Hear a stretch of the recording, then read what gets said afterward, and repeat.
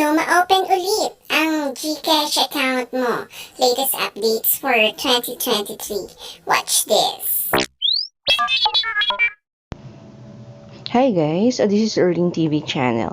So ang topic po natin today is about GCash. So nag-update po ngayon ng GCash na nagkakaroon sila ng system update, pati ang iyong GCash account. I-enter mo ulit ang iyong number. So check natin ang GCash. Click mo ang GCash. So as you can see, ito na ang GCash. Put your mobile number to get started. So ang gagawin natin, lalagay natin ang ating mobile number.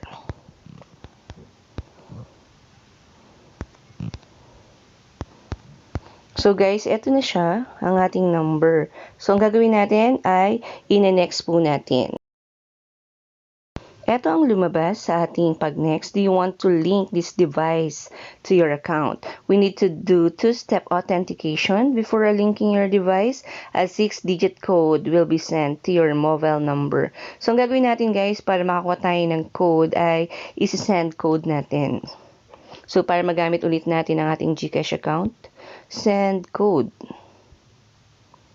So as you can see, andito na tayo. So ang gagawin natin, please enter the authentication code. I-check natin kung pumasok na to. So para at least ma-update na tong ating GCash na hindi po natin magamit. So nakalagay dito sa ating screen ang authentication code, i-enter na natin. So wag po natin i-share ang ating OTP. So enter the OTP. So yan, na-enter ko ng OTP. So as you can see guys, okay na. Makaka-proceed na tayo sa paggamit ng ating GCash account. I-enter mo ng MPIN.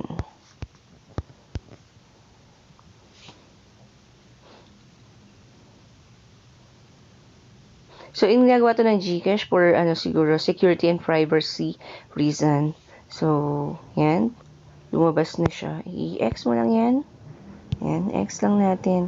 So, nag-refresh na siya. Ayan, magagamit na natin ang ating GCash account sa mga transaction na pwede po natin gamitin. Like bills, transfer, bank transfer, and then, meron din tayo dito mga send express, mobile load, and mga other features ng GCash. So guys, yun lamang po, no, pinakita ko lang sa inyo yung way kung paano natin ibabalik ang ating mga GCash account.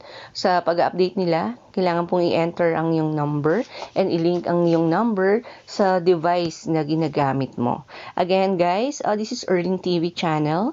Kung hindi ka pa nakaka-subscribe, pakiclick na rin po ang subscribe button and i-click na rin po ang notification bell para lagi kang updated sa mga latest tutorial video ko dito sa YouTube. Again guys, this is Erling TV and have a good day po. Bye!